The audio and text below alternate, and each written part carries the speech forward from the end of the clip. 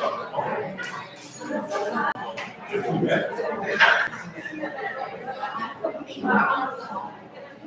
a long list for me? Yeah, we got a long list of questions. Oh, okay. How many countries people tried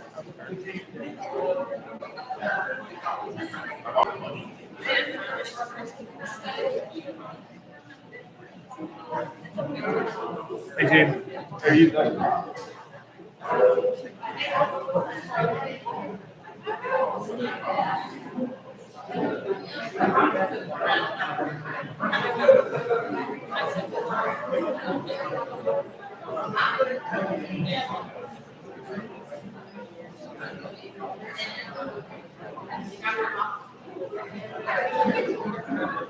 Good afternoon and welcome to the Dyersburg State Community College Presidential Candidate Open Forum. My name is Dr. Jimmy Barham and I serve as the Dean of Arts and Sciences here at the college and as moderator for this forum. We welcome those of you who are joining us virtually and those of you who are here in person. And we would like to welcome Dr. David Forrester, who is Vice President of Administrative Services and Chief Financial Officer at Halifax Community College in Weldon, North Carolina. He earned a Doctor of Education degree in Organizational Leadership from Gardner-Webb University, a Master of Accountancy from the University of South Carolina, and a Bachelor in Business Administration from the University of South Carolina. And Dr. Forrester, we are happy to have you here today. Thank you. We will allow Dr. Forrester to tell us a little bit about himself and why he thinks he is a good fit for Dyersburg State. And after those remarks, we have some prepared questions that have been sent in by the community, faculty, students, and staff to ask. However, for those of you who are here in person, you may come up to the microphone at the appropriate time, and I will recognize you if you will just state your name, and then you can ask your question. And so let's get started. Dr. Forrester. Thank you. First, let me say thank you very much for being here. It's a pleasure to be with you this afternoon. I appreciate just being one of the 5 candidates in the presidential search, and I'm honored to be in that category.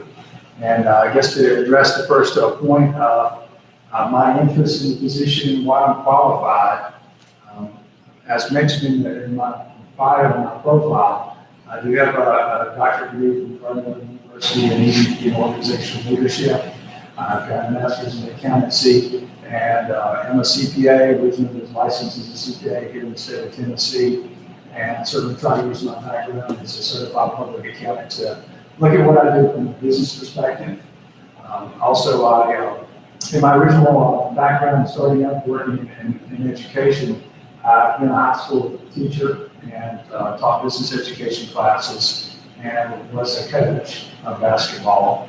I did get a bit of the bug to work at community college when I became an adjunct, teaching evening accounting classes many years ago, and that led me to apply and take on a job at Haley Community College in the western part of North Carolina, close to Asheville.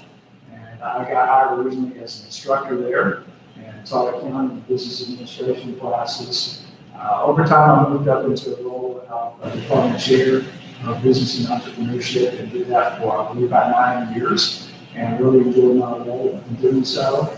I decided to transition in my career to move more into the academic services side, the administrative services side.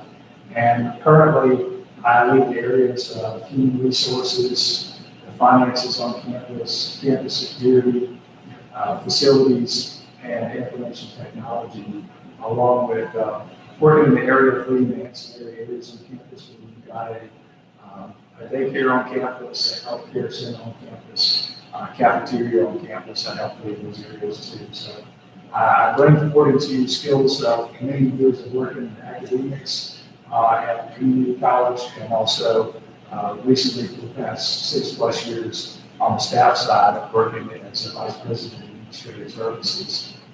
So that's my level of background. I would also say that it's a pleasure to be in the great state of Tennessee.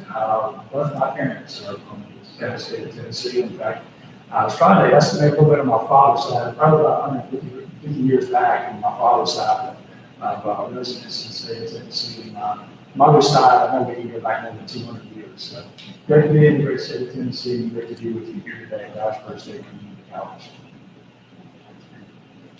What specific action steps have you implemented in a previous position that directly impacted and improved graduation rates? Well, for graduation rates, when I was working on the academic side as a department chair, we focused certainly on graduation of students. And that's the ultimate goal. The goal is to see the students walk across the stage. So we always focus actively of the individual faculty members working with and staying on top of the students and their performance, meaning that if the students were not performing as well as they should, they certainly were essentially flagged and helped in that regard. Now, there was also a tie-in to campus tutoring. So if they were deficient in a particular subject, if they were taking an accounting class and even a math background, they were tutored in the math area. So they went to student support services, got additional training and tutoring in those areas to help build them up in their skill sets in that regard so they could get through classes. So those are things that we did internally. I also would say I was not particularly involved in the student services side of the college, but also those students could get additional support services through student support services. We currently have success coaches which help track off student success. And we also have a program called VISO, which helps us track out students' performance and aids in retention. Those are what goes on in my college now in the area of academics. That's not what I do because I work on administrative services. That whole sector of student support has so much improved in the last 10 or 15 years compared to what it was. It's not even essentially the same thing because of all the student support money that goes in. We have a number of grants that help support students with success coaches and also tracking using technology. It really is not the same as it was before. In the old days, our faculty members tracked out student performance and tutoring occurred. That was high level 15, 20 years ago. That's not high level anymore. So that's not as much my experience, but right now, from my college and what response we have, I assist in the finance, budgeting, and overall management of those grants that help support students. But it has changed a lot dramatically in a number of years. What would be your approach to getting to know the Dscc department heads and division deans and their key employees in those areas in order to best serve the college? Thanks for the question. What I would do is have what I would call a listening tour. That would mean that I would meet with each of those constituent areas, and I would not just talk with deans, talk with everybody in the room, make sure everybody knows me, I know them, and we start to get to know each other, face to face, name to name, make sure everybody knows each other, and that I understand what everybody does. Any president that you're going to have comes in is going to have a learning curve out of things to make sure that they know everybody and know what everybody does if you choose anybody from outside of the organization. So what I would do would be have a listening tour to make sure I understood everybody, that they would get to have opportunity to give me feedback. And general questions I would ask is, what are we doing well and what do you want me to work on? I look at many times what my role is to provide solutions to problems. And so I would look at it from the standpoint of what are we doing good? What do we need to improve upon? And hear from everybody in the room. My personal philosophy is everybody in the organization is important. And I like to get feedback from everybody. I have respect for whatever somebody is on the organization chart. It doesn't matter to me if it's at the top of the organization chart or whatever be at the bottom of the organization chart. I like to get feedback from everybody involved. So that's what I would do, listening to us. How would you increase access at a comprehensive community college to students with various levels of readiness, circumstances, and abilities? Well, when students come in, they typically are given some type of task to getting their metrics, and this is at least what we do in North Carolina. We're giving them an entrance test to begin with to measure their metrics on where they are in terms of math, in terms of English, in terms of overall skill level. I'm not sure that it takes place in Tennessee or not, but that's what we've traditionally done for students who are who come in as students who have not just completed high school. Those help gain the ability to determine where students' backgrounds are at. And those type of tests help determine where we're going to go in terms of student support. So student support is essential out of that. And the data that we gather from those tests help us lead us to how we can best serve the students.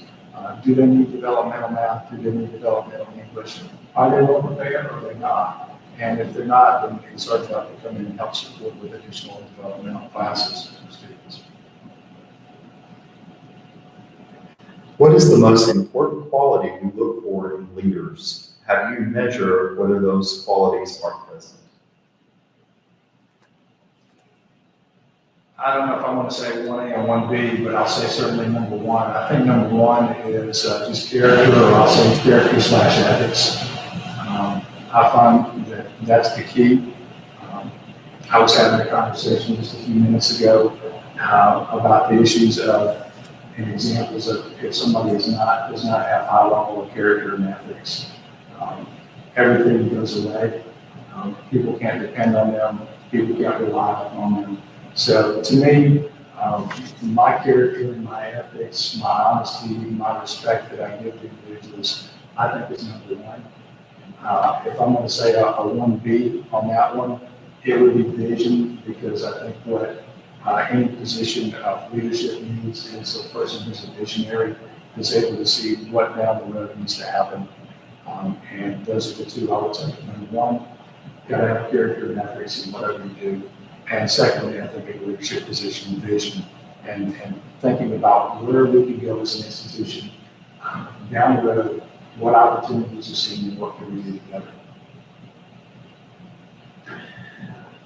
An independent business author describes some attributes of teamsmanship as follows: believing the same things together, orchestrating their efforts instead of trying to outdo each other, and reflecting attitudes and shared values supplied in just the right balance. How would you promote teamsmanship, not just teamwork? Well, it's important that first we work together as a team, but also it's important in the team aspect of it to give proper accolades to individuals in the process who have helped to achieve goals. If there's a major team lead on a project and that project is completed at a superlative level, then there should certainly be some recognition of that person. Otherwise, they're going to feel slighted. So to me, one thing that we would certainly like to achieve is teamwork across the organization. And to do so, that means we have to put together goals. Those goals have to materialize forward through planning, and that process can take a while to get towards major planning completion. Meaning it's not easy. Getting everybody on the same page, getting them doing the right things, and getting to the end goal cannot sometimes be easy, sometimes it's challenging. But to get there, if there's a major lead in that process, of a person who is the lead of that process, that I certainly would say they certainly deserve recognition. I think that's where the question is going to in this case. So, if somebody's that important in the process, not trying to slide anybody, if somebody's the lead and the project is completed on a superlative level, then I'm certainly going to give them congratulations and a pat on the back that they get to that point. That doesn't mean I'm trying to slide anybody, but people who do a good job should be recognized. Describe how, if you become the next president of Dyersburg State, you will be an active member of the communities that Dscc serves. Well, currently I work in the area of Halifax Community College, and I also am on the Rotary Board. I'm the Vice President of the Rotary, and would otherwise be assigned the role of the president next year. I've also been active in communities. I've helped with food banks. I've helped with tutoring projects. I've helped evaluate small business projects for students. I think it's essential that the president gets out and gets active because it's the leadership role. And what we are a community college, and we have to serve the community. It's important that the president goes out and serves the community. And that can be a variety of capacities, not just in our organizations, which obviously would be of significance. I forgot to mention I've also been active with the Chamber of Commerce. But also in terms of going out and raising money, going out and interface with businesses for the betterment of the college. Going out to businesses to determine, do we have a need? Can we partner with you for primary projects? Are there things that we can do for any customized training in your area? Are there donations that can be earned, can be brought in with the foundation? So it's very essential that the president's out and in the face of the community. I will certainly be doing that as your president and be actively involved with the community. What are you most afraid of regarding the future success of this institution? I don't know if I'm going to say afraid because I don't really live in fear. The good thing is for this institution, it's got a long track record, I believe 52 years.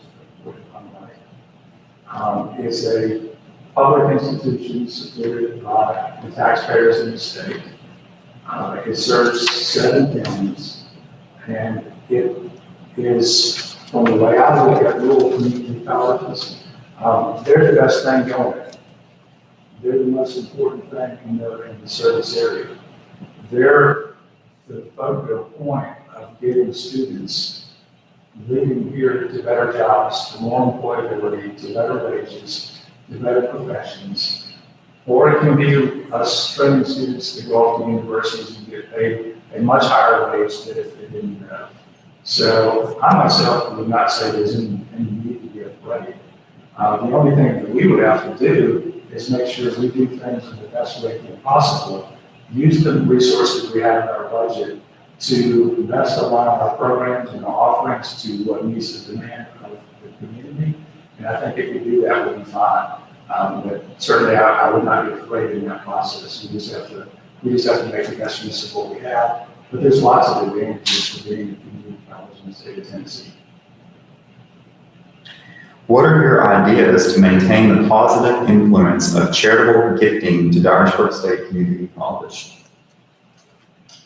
Well, I had a conversation earlier today with your CFO about the amount of assets that you have in the foundation.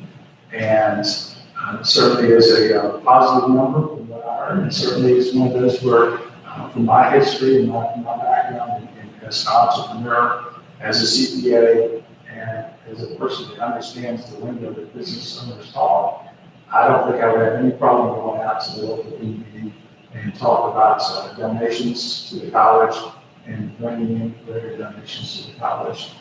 So I think it's one of those where simply my background and skill sets would fit well. I would have to go out and introduce myself to individuals and get to know them.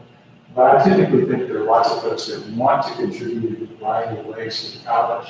And I would certainly just go out and make sure our needs are known.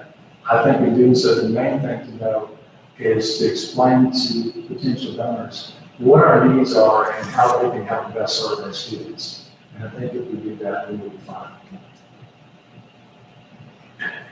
The pandemic caused individuals to assess their stance on work-life balance and value the importance of family. As the next president, how will you address the changing mindset of employees and students looking for more work-life balance? Well, the world has certainly changed since COVID. I do manage HR in my current institution. And in doing so, we sometimes get requests for how can I look to change up my schedule or what can do differently. Right before COVID took place, 1 month before the pandemic was officially recognized as a pandemic, I helped put together a telecommuting policy. And employees have used that telecommuting policy with the permission of the president of my institution to not to stay at home and not come to campus and not be a potential spreader of COVID during the throes of the depths of COVID. Now, that has somewhat come back now so that folks are now back on campus now that we've got a better control of COVID. But it's one of those where we still get some requests, you still have a difference before. Another thing that's also exasperated the problem is also the cost of gas.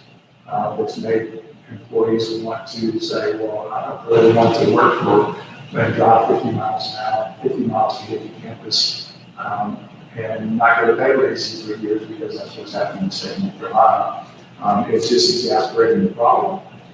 So it's one of those where I've been progressive in the past, I think, from the standpoint of having students, having faculty members the opportunity on Fridays when they're working in academics. If they had no physical classes on Fridays, they did not have to come to work if they could substantiate to me that they were at work from regular work hours. That means, for example, if their regular work hours were 8 to 2 o'clock, then I could call them or I could write them on an email on Fridays, and they're supposed to give me a response instantaneously on a Friday. Meaning that if they apply, they could get that benefit. I did that years ago before COVID, but I think COVID and gas prices only exacerbated that. But also from working nature, I realized that it's more and more difficult all the time to get people to work. It's difficult to get them to come on campus. There are plenty of positions out there that currently in my institution we're trying to hire, and we're having difficulty doing so. So sometimes I think you have to think a little more non-traditional, think a little more out of the box and think about what we could do to benefit and bring in more qualified employees. And so I'm open to the possibilities of other things such as a hybrid model to telecommuting in some way. But it's not only if it's done from the standpoint of accountability.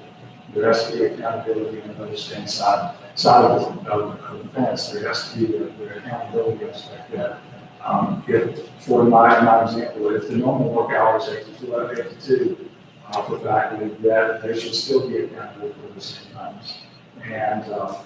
And that way, if we can substantiate that they are, there's a greater chance that I'd be in favor of that. But the workplace is definitely not the same as it was pre-COVID, and it's more difficult to hire all the time. So it can be one of those where we may need to think about different models to our process of a traditional work hour, 40 hours a week on campus. Describe your philosophy on the role athletics plays in a community college. Well, I think it's great to have athletic programs from the standpoint of community involvement, community becomes fans, that can feel more aligned to the college. That can help overall just community buy-in to the college. But on the other hand, it's one of those, we have to make sure we do it so responsibly within the budget. And I don't know all the nuances of exactly how the budget works here with athletics, but it's one of those, I'm certainly in favor of athletics. I was on the University of South Carolina junior varsity basketball team. I played in high school athletics. My kids are in high school and they both have played high school athletics. So we certainly have done so at the Forster House. I think it's a nice mix between making a student more holistic, is to play athletics and to let them understand the value of competition and enjoy the overall sport. But on the other hand, I'm just going to say, with the caveat of the whole aspect that we have to do so within the confines of the budget and make sure that we do stay financially responsible and solvent as we do so. But overall, I'm a fan of athletics and what you do about it. What do you see as one of the greatest barriers for today's student to enroll and complete a post-secondary education? I think one of the biggest challenges is just finances. And I know Tennessee promise, but not everybody going to have enrolled here is going to follow the Tennessee promise. We get some students that are not going right out of high school. And also we have a number of students that have a lot of difficulties at their house. They don't have finances that even help support them sometimes drive to campus. They don't have gas money. They don't have reliable transportation. Some of them are really food deficient. The poverty level has an impact on what we do.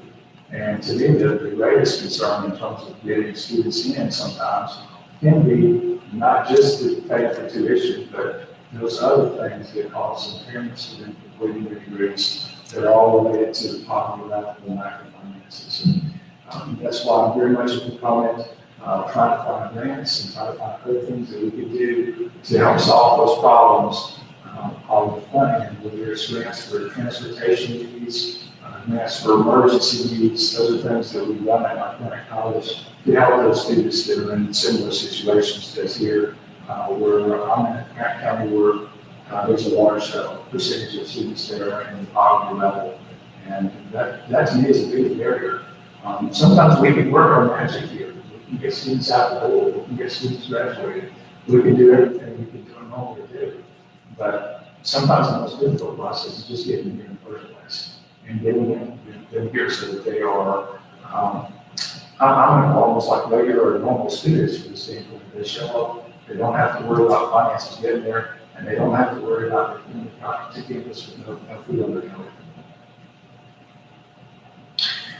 Do you believe in the importance of following the chain of command? Why or why not?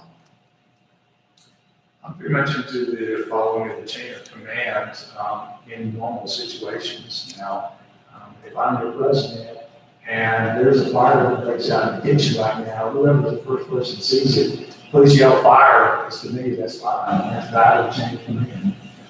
But in normal situations, I'm going to say, please be within the chain of command. And as I say that, it's from the standpoint of communication.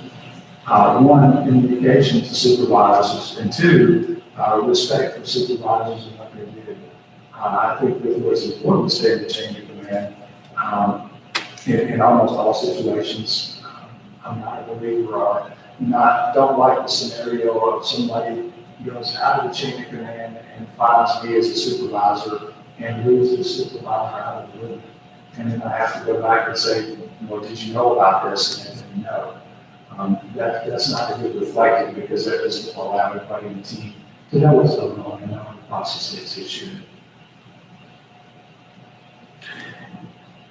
How do you promote autonomy among vice presidents and senior leaders?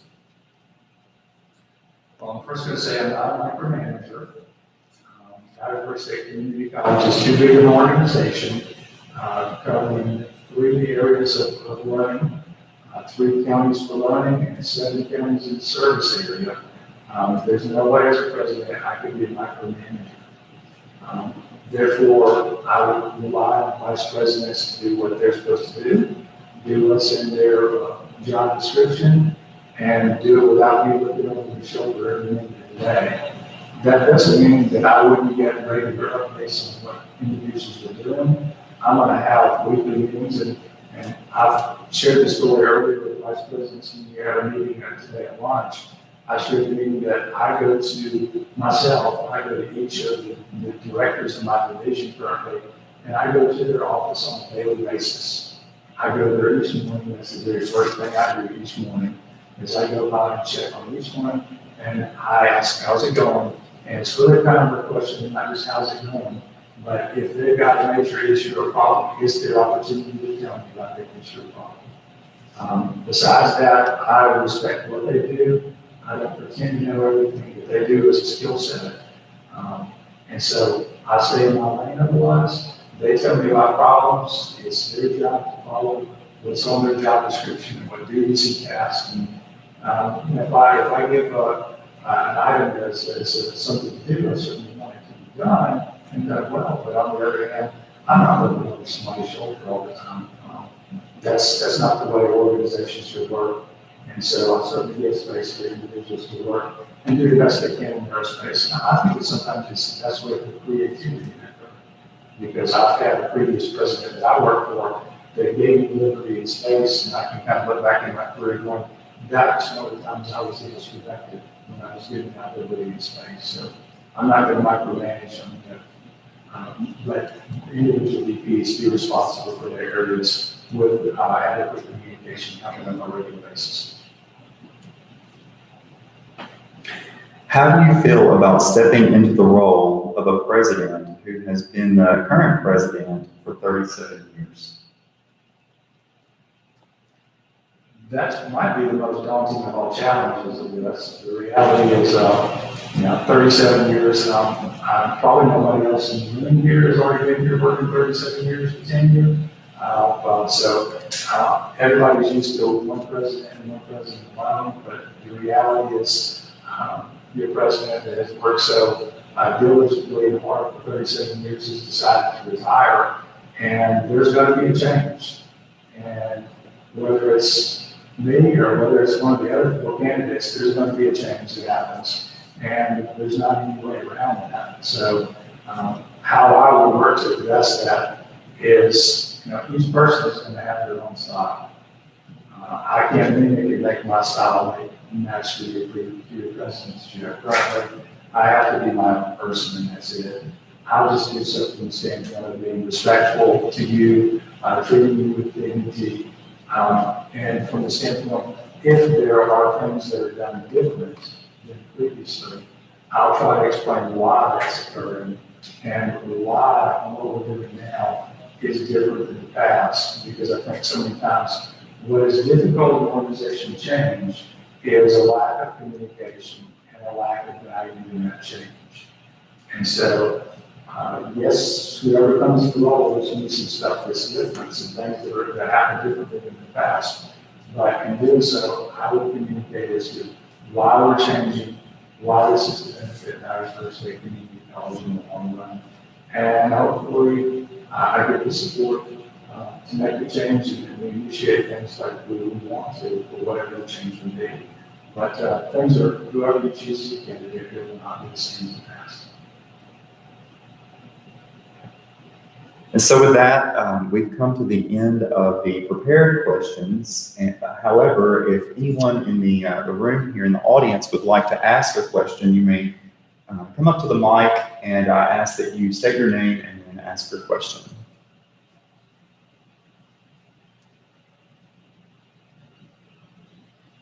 Anyone? Was I that bad?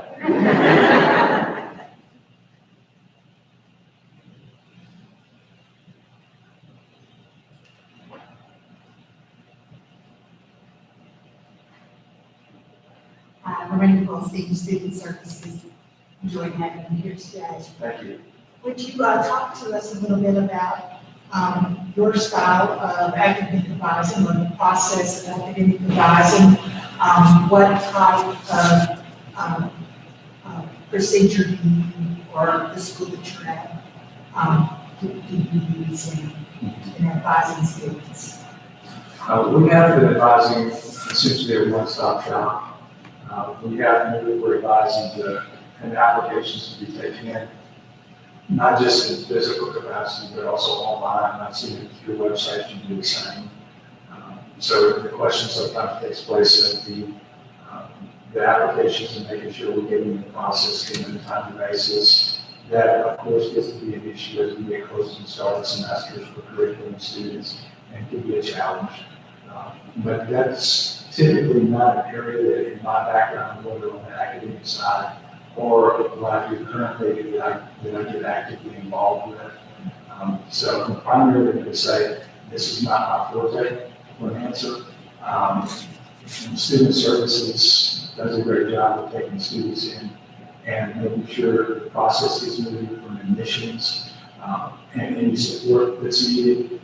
It's evaluation of whether the student would also like to involve themselves in grants that might be available.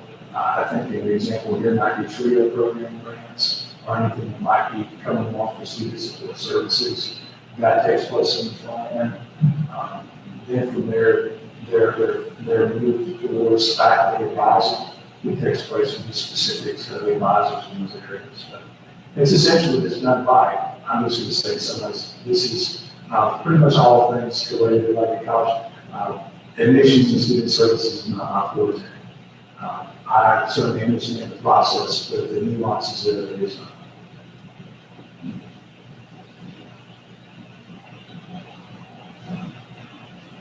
Anyone else?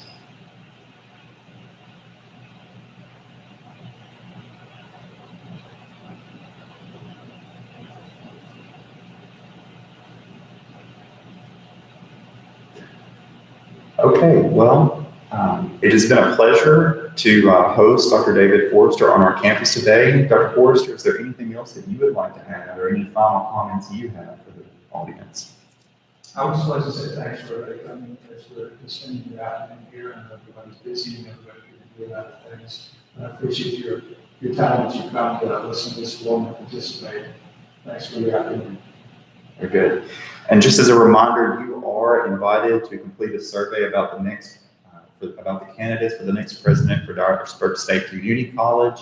Access to that survey may be found on the TDR website under executive searches or via a QR code that is available on the exits, around the exits of this building when you leave today. We thank you for your participation today to talk with Dr. David Forrester. Dr. Forrester, we thank you for joining us as well. Thank you so much.